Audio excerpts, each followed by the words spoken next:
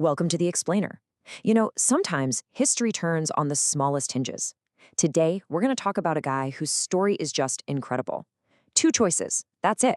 One was an act of quiet loyalty, the other, a very public act of defiance. And those two simple things, they lit a fuse that nearly blew up an entire empire. We are, of course, talking about Mordecai. So let's really dig into this question. Mordecai's story is the perfect case study. Here's a guy who, on paper, has no real power. He's living in exile. But his personal integrity, his choices, they create these massive ripples he could never have seen coming. His story is basically a masterclass in how small, principled actions can have world-changing consequences. Okay, so where does our story start? Not in some fancy palace or on a battlefield. We first meet Mordecai at the King's Gate in Susa, the capital of Persia. He's a Jewish man, part of a people living in exile, and he's also the guardian for his cousin, Esther.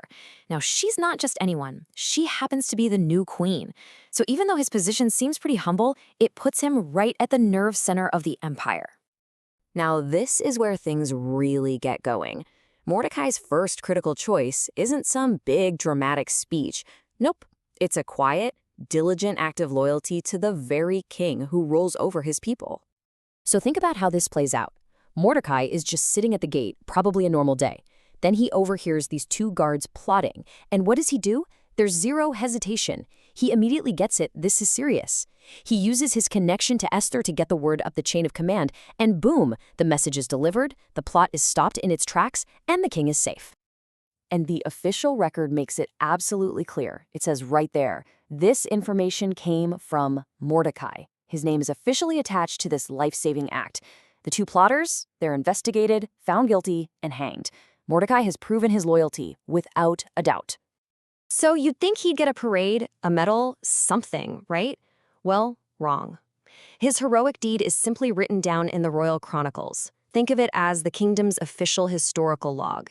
And then, nothing. Crickets. No reward.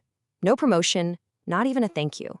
It's like the moment never happened, just a forgotten line in an archive.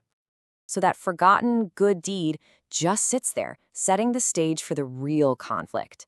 Time passes, and the king promotes this guy named Haman, makes him the second most powerful man in the kingdom, and a new rule comes down. Everybody has to bow to Haman. This is where Mordecai makes his second huge choice. Just try to picture this scene. The entire royal court, every official, every servant, they all bow down when Haman passes. The whole kingdom follows the order. But one man, Mordecai, stays standing. In this sea of people bowing, he's a single, solitary figure of defiance. It's a very public stand, and you better believe everyone notices. But why? Why wouldn't he just bow? This wasn't about being stubborn or disrespectful to the king. For Mordecai, an act like bowing to a man was a form of worship, and that was something he reserved for God alone. So his refusal wasn't a political statement, it was a profound statement of his faith and his identity. As you can probably guess, this doesn't go over well with Haman, but his reaction isn't just a little bit of anger. Oh no, it's a terrifying, completely over-the-top rage that's about to unleash a catastrophe. Haman was full of wrath. This isn't just being annoyed. This is a deep, all-consuming fury. His ego, which is already massive because of his new job, just cannot handle the fact that this one man won't acknowledge his greatness. And that personal anger is about to explode in the worst way imaginable. So Haman's rage just spirals, completely out of control. It goes from a personal problem to a genocidal plan. He literally thinks to himself, why should I just punish Mordecai? That's not enough. Once he finds out Mordecai is Jewish, his hatred just metastasizes. He goes to the king, spins a story, and gets a decree signed to annihilate every single Jewish person in the entire empire. An entire people sentenced to death because one man wouldn't bow. And this, right here, is where the story takes an incredible turn. You've got these two separate threads, right? The forgotten act of loyalty and the very public act of defiance. Well, they're about to come crashing together in the most unexpected way.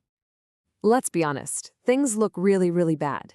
Mordecai's act of loyalty got him nothing. And his act of defiance? It seems to have doomed his entire people. From the outside, it looks like his principles have been a complete disaster.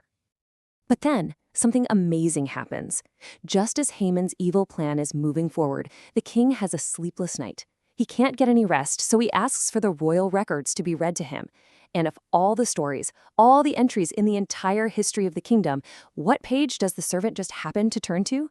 You guessed it, the one about Mordecai saving the king's life. That unrewarded good deed is brought into the light at the exact moment it's needed most, and it completely changes how the king sees both Mordecai and Haman, paving the way for a stunning reversal. When you look at the whole picture, it's pretty incredible, right? Mordecai's story is all about timing, and about how our choices echo in ways we just can't see. His loyalty provided the key that his defiance would later need to unlock a solution.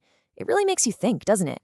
What if those small, forgotten acts of integrity we do, the things nobody sees or rewards, are actually the most important things we'll ever do, serving a purpose we can't even begin to imagine?